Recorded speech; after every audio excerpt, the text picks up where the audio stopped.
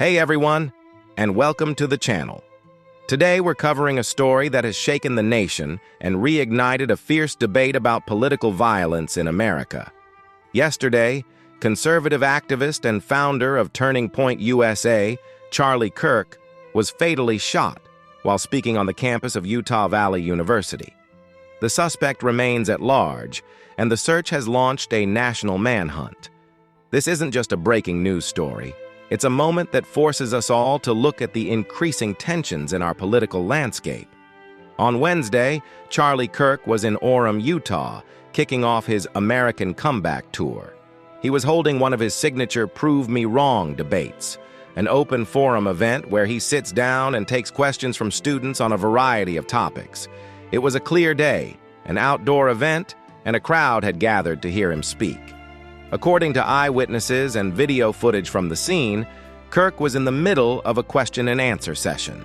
A student had approached the microphone and asked him about mass shootings, specifically a question about transgender individuals. Kirk had responded, and as the student asked a follow-up, a single shot rang out. Footage shows Kirk instantly recoiling, his hand going to his neck as he falls from his chair. The crowd, initially stunned, erupts into a panic.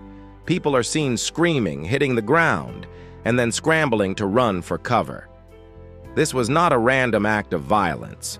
Utah Governor Spencer Cox was quick to call the shooting a political assassination. The initial chaos was compounded by conflicting reports about the suspect. For a time, it was believed a person of interest had been taken into custody. However, law enforcement officials later clarified that while someone was briefly detained and questioned, they were not involved. The shooter is still at large, and authorities believe the shot was fired from a nearby building, possibly from the roof, about 200 yards away from the event. The FBI is now involved in the ongoing investigation. The sheer volume of video evidence and witness accounts means authorities have a lot to work with. But the lack of a known suspect and a clear motive has left a cloud of uncertainty hanging over the case. The national reaction was immediate and from all sides of the political spectrum.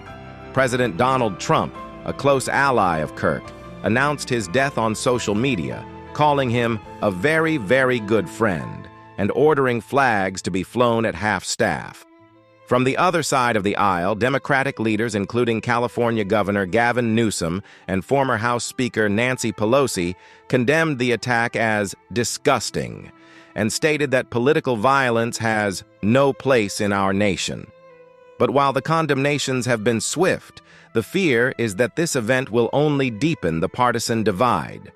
Some have already used Kirk's death to call for retribution, while others warn of a dangerous cycle of escalating violence.